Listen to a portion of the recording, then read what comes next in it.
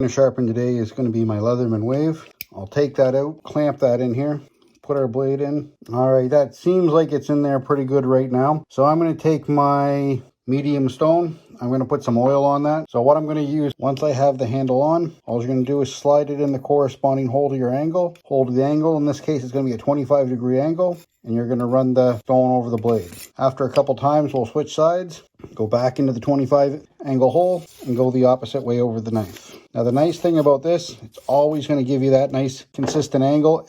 You're all done with that. Undo your screw. You can put that right back in the box. What I'll take next is going to be the 600.